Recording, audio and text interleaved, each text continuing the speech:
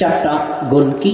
1 নম্বর, যেই পাপ করলে পাপটা করার সাথে সাথে অতীতের সব আমল পুরে ছাই হয়ে যায়, বলেন নাউজুবিল্লাহ। 2 নম্বর, যেই পাপ করলে ব্যক্তির উপর জান্নাত হারাম হয়ে যায়। 3 নম্বর, যেই পাপ করলে ওই ব্যক্তির উপর জাহান্নাম ফরজ হয়ে যায়। 4 নম্বর, যেই পাপ করলে তাওবাবিহীন মৃত্যুবরণ করলে ওই ব্যক্তি আর কখনো ক্ষমা পায় না। কয়টা বললাম? আবার খেয়াল করে শোনেন, খুব গুরুত্বপূর্ণ কথা। যেই পাপ করলে অতীতের আমল নষ্ট হয়, যেই পাপ করলে জান্নাত হারাম হয়, যেই পাপ করলে জাহান্নাম ফরজ হয়, যেই পাপ করলে তাওবাবিহীন মৃত্যুবরণ করলে তার জন্য আর ক্ষমার কোনো রাস্তা থাকে না, এই 4টা গুণ পৃথিবীর কোন পাপের মধ্যে পাওয়া যায় না। উদাহরণস্বরূপ, আমি যদি আপনাকে হত্যা করে ফেলি, হত্যা করলেও এই 4 গুণ কখনো একত্রিত হবে না। তার মানে এটি এত জঘন্যতম, এত ভয়াবহ যে এই পাপ মানুষের দৃষ্টিতে যেমন ভয়ঙ্কর অপরাধ, সমাজের দৃষ্টিতেও ভয়ঙ্কর অপরাধ, ইসলামের দৃষ্টিতেও এর চাইতে ভয়ঙ্কর পাপ আর হতে পারে না। এখন এই 4টি বৈশিষ্ট্যের কথা বললাম শিরকে আকবরের, এটা কি আমার মন গড়া কথা না কোরআনে উল্লেখ করা আছে? দলিল নেন। 1 নম্বর, সূরাতুজ জুমার 65 নম্বর আয়াত, আল্লাহ তাআলা বলেন, ওয়ালাকাদ উহিয়া ইলাইকা ওয়া ইলাল্লাযীনা মিন ক্বাবলিকা লাইন আশরাকতা লায়াহবাতান্না আমালুকা ওয়া লাতাকুনান্না মিনাল খাসিরিন। নবী মুহাম্মদ সাল্লাল্লাহু আলাইহি সাল্লাম, শোনো, তোমাকে ওহী করা হচ্ছে, যেই ওহীটা শুধু তোমাকেই করা হচ্ছে না, ইতিপূর্বে যত নবী যত রাসূল এসেছিলেন সবাইকেই এই ওহীটা করা হয়েছিল। সে ওহীটা কি? লাইন আশরাকতা, তুমি যদি শিরিক করো, লায়াহবাতান্না আমালুকা, তোমার পেছনের যত আমল আছে, নামাজ, রোজা, হজ, যাকাত, ফরজ, ওয়াজিব, সুন্নাত, মুস্তাহাব, সব আমলগুলো পুরে একেবারে ছাই হয়ে যাবে। বলেন নাউজুবিল্লাহ। একটু আমার সাথে কথায় রেসপন্স করবেন। আচ্ছা বলেন তো, আমাদের নবী কি জীবনে কোনোদিন শিরিক করেছেন? করার কোনো সম্ভাবনা ছিল?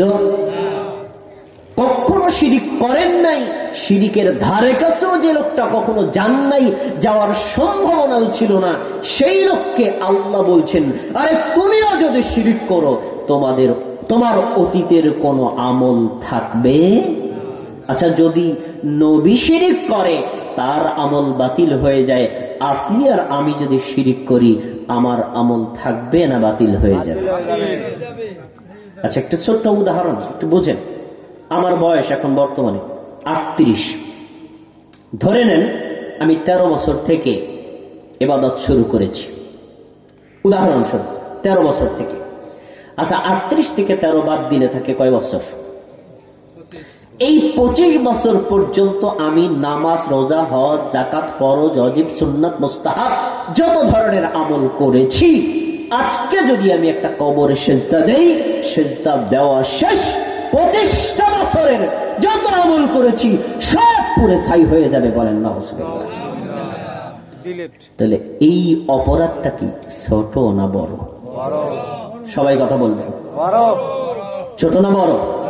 তার মানে শিরিক এমন একটা পাপ, এটা স্বয়ং নিজে যেমন পাপ, এই পাপের পিছনের রিয়াকশন হলো অতীতের নেক আমল পর্যন্ত নষ্ট করে দেয়। আচ্ছা, তাহলে আমরা কি বুঝলাম? শিরিক করব না ছাড়বো? যে কোনো মূল্যে শিরিক বর্জন করা মুমিনের জন্য ফরজ। যে কোনো মূল্যে শিরিক থেকে বিরত থাকা মুমিনের জন্য কি ফরজ। তারপর বলছেন, ওয়ালা তাকুনান্না মিনাল খাসিরিন, শোনো, তুমি যদি শিরিক করো তাহলে তুমি ক্ষতিগ্রস্তদের অন্তর্ভুক্ত হয়ে যাবা। এটাই বাস্তব। আমি যদি 38তম বয়সে একটা কবরে সেজদা দেই, 25 বছরের আমল যদি আমার নষ্ট হয়ে যায়, আমি জাহান্নামে যাবার আফসোস করব।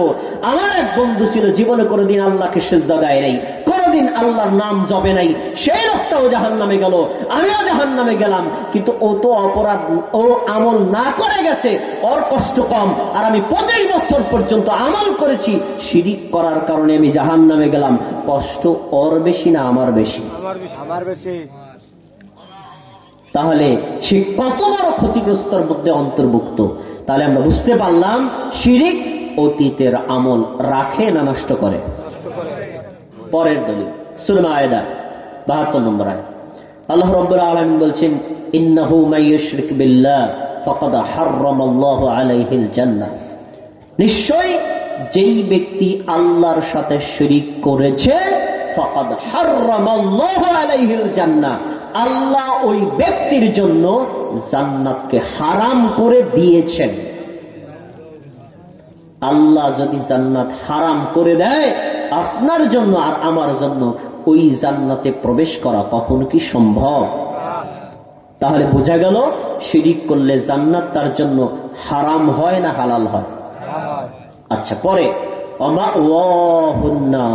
এই আয়াতের সামনের কথা, ওই ব্যক্তির থাকার জায়গা হলো জাহান্নাম, মানে হলো ওই লোকটার জন্য জাহান্নাম ফরজ। তাহলে আমরা আয়াত থেকে দুটো কথা পেলাম, শিরিক করলে জান্নাত হারাম, শিরিক করলে জাহান্নাম ফরজ। এবার একটা প্রশ্ন থাকতে পারে, জাহান্নামে গেলাম, হয়তো কাউকে সুপারিশ, কেউ আমাকে সুপারিশ করে বের করে আনবে, অথবা আমি কিছুদিন আগুনে পোড়ার পর আবার বের হয়ে যাব, এমনও তো কারো প্রশ্ন থাকতে পারে। আল্লাহ পরে বলছেন, ওয়া লিল যালিমিনা মিন আনসার। যে ব্যক্তি শিরক করলো, জান্নাত হারাম হয়ে গেল, জাহান্নাম ফরজ হয়ে গেল, সে কখনো যেন কল্পনাও না করে যে এই জাহান্নাম থেকে কোনো ব্যক্তি তাকে সাহায্য করে সুপারিশ করে বের করে আনবে, এটা কখনো সম্ভব হবে না। তাহলে সূরা মায়েদার 72 নম্বর আয়াত থেকে দুটো শিক্ষা, শিরিক করলে জান্নাত হারাম, শিরিক করলে জাহান্নাম ফরজ। আমরা এখানে যারা উপস্থিত আছি, আমরা কি চাই আমাদের জন্য জান্নাত হারাম হোক? কথা বলেন, হারাম হোক? আমরা কি চাই আমাদের জন্য জাহান্নাম ফরজ হোক?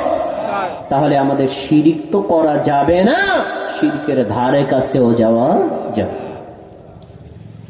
এবার শিরিক আমরা জেনে অথবা না জেনে কখনো করে ফেলতে পারি, এটা সম্ভব। কিন্তু জানার পরে সেই শিরিকটা থেকে তাওবা করা একজন মুমিনের জন্য দ্রুতই ফরজ, কারণ একটু পরে আপনি বাঁচবেন তার কোনো গ্যারান্টি নেই।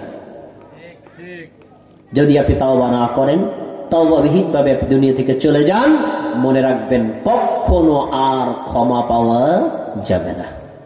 দলিল সূরাতুন নিসা 48 নম্বর আয়াত, আল্লাহ তাআলা বলছেন, ইন্নাল্লাহা লা ইয়াগফিরু আন ইউশরাকা বিহি ওয়া ইয়াগফিরু মা দুনা যালিকা লিমান ইয়াশা।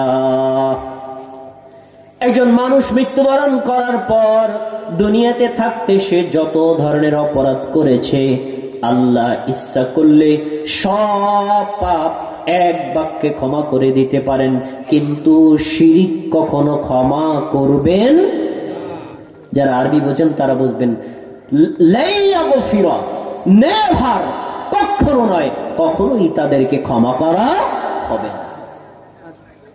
এরপরে বলছেন, وَمَن يُشْرِكْ بِاللَّهِ فَقَدِ افْتَرَى إِثْمًا عَظِيمًا। নিশ্চয়ই যে ব্যক্তি আল্লাহর সাথে শিরিক করে, ওই লোকটা আল্লাহর উপরে চরম মিথ্যা অপবাদ আরোপ করল। আমরা এই আয়াত থেকে যে শিক্ষাটা পাই, আপনি আর আমি যদি কখনো শিরিক করি, শিরিক করার পরে এই শিরিক থেকে তাওবা না করে যদি মারা যায়, তাহলে কখনো আল্লাহ আমার এই পাপ ক্ষমা করবেন না, মানে আমাকে শাস্তি নিশ্চিত ভোগ করতে হবে, এতে কোনো সন্দেহ নেই। আচ্ছা, শিরকে আকবারের উপর আরো দীর্ঘ আলোচনা করা যায়, কারণ এত সময় তো আমি পাচ্ছি না।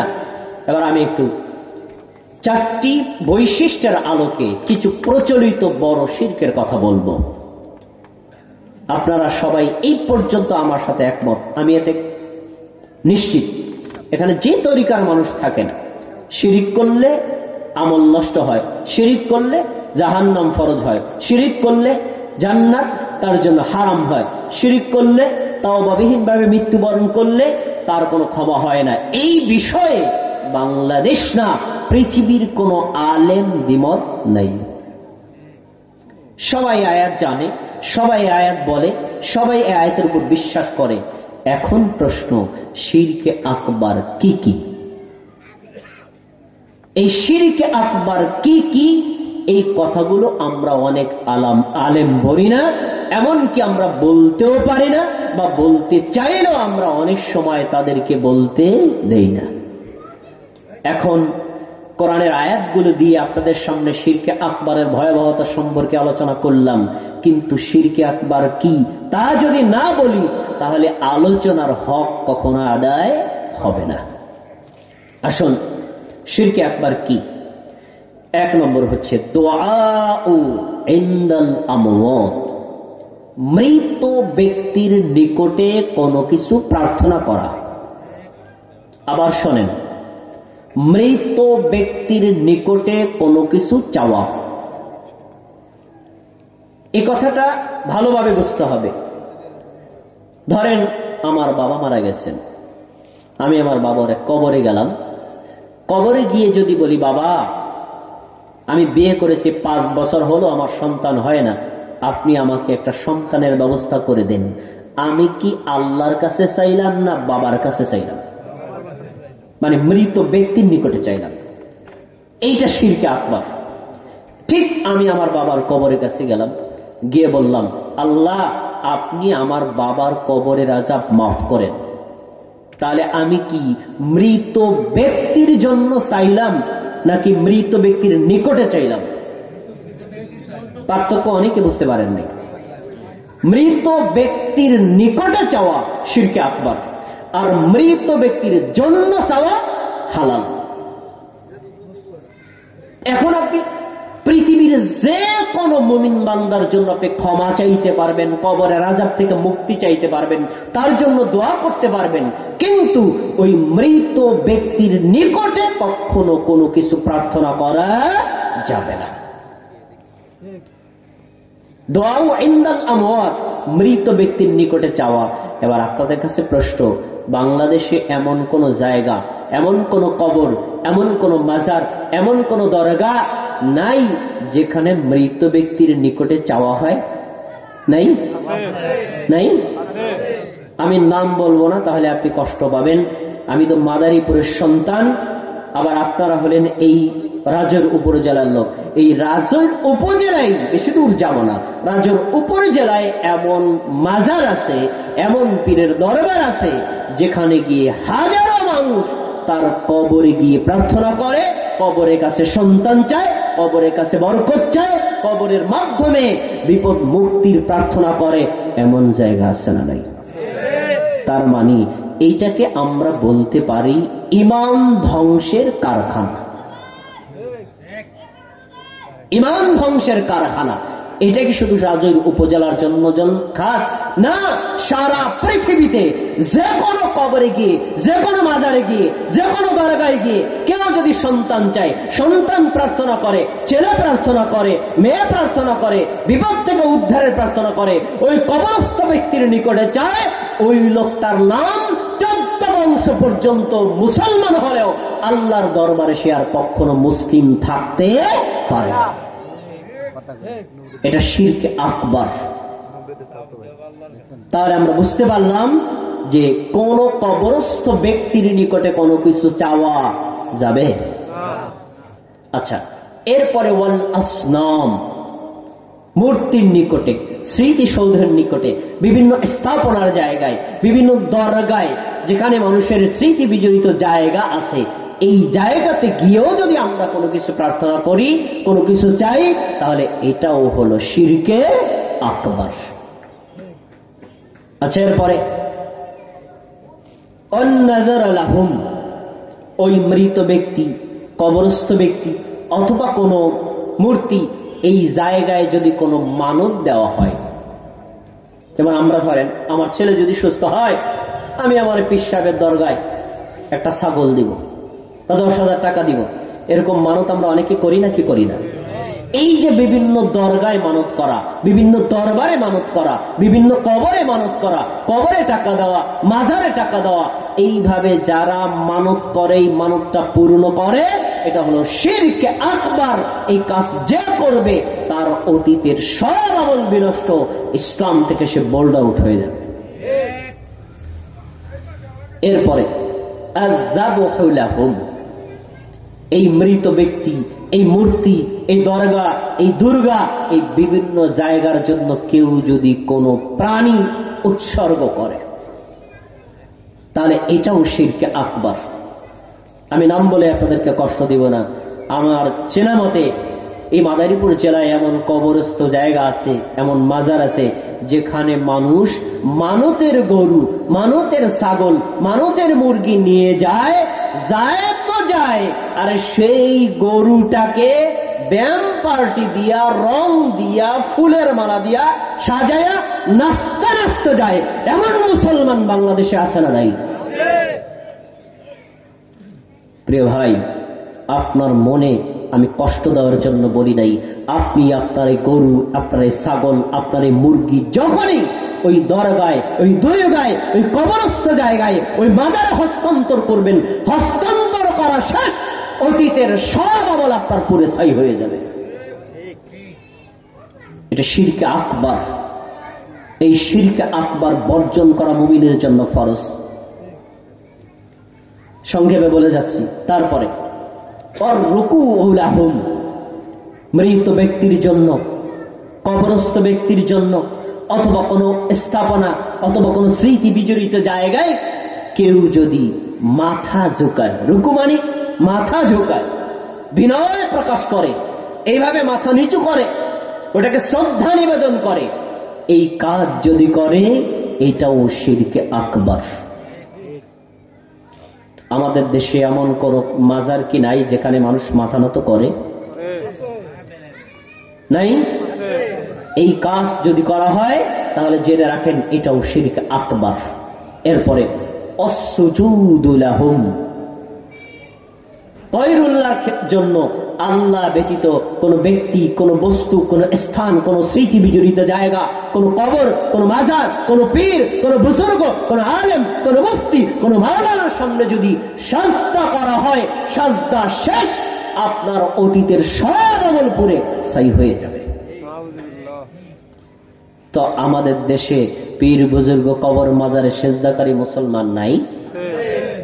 আরে ভাই, বড় কষ্টের কথা বলছি, আমরা সেজদা দেই আল্লাহর সামনে 8টি অঙ্গের উপরে, কপাল, নাক, 2 হাত, 2 হাঁটু আর 2 পা।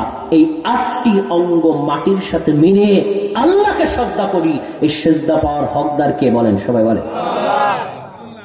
আল্লাহ। বললে উত্তরটা পারফেক্ট হয় না, আরেকটা শব্দ যুক্ত করেন, বলেন একমাত্র আল্লাহ। বলেন সেজদা পাওয়ার মালিক কে? রুকু পাওয়ার মালিক কে? মানত পাওয়ার মালিক কে? আল্লাহ ছাড়া কোন গায়রুল্লাহর নিকটে মাথা নত করা যাবে না, রুকু করা যাবে না, সাজদা করা যাবে না। যদি করেন এটা শিরকে আকবার। আমি কথাটা কেন টেনে এনেছি জানেন?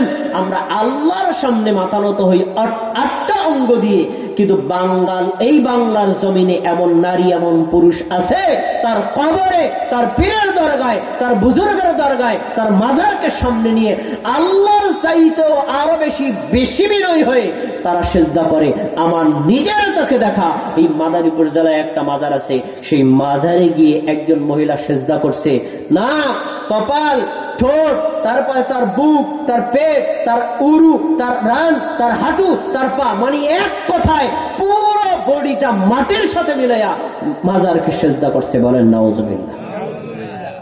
বলেন তো আমার এই প্রিয় মাটার ইমান কি আছে না চলে গেছে?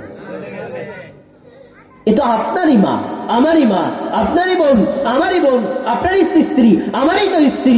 তার মানে এই মা, এই বোন, এই কন্যা, এই স্ত্রী জানে না আল্লাহ ছাড়া অন্য কারোর সামনে যদি মাথা নত করে, ওই ব্যক্তি আর মুসলমানদের তালিকায় থাকতে পারে না। বলুন তো ভাই, আমরা কি তাহলে শিরিক করব না বর্জন করব? 5 ওয়াক্ত সালাত আদায় করা যেমন ফরজ, যাকাত দেওয়া যেমন ফরজ, হজ করা যেমন ফরজ, রোজা রাখা যেমন ফরজ, এই শিরক বর্জন করা তার চাইতে হাজারো গুণ বেশি ফরজ। আপনি যদি কোনো কারণে এক ওয়াক্ত নামাজ আপনি ছুটে যায়, মুসলমানদের তালিকায় আছেন, কারণ পরে কাজা করবেন, আপনার অনিচ্ছাই ছুটে গেছে। আপনি যদি যাকাত আদায়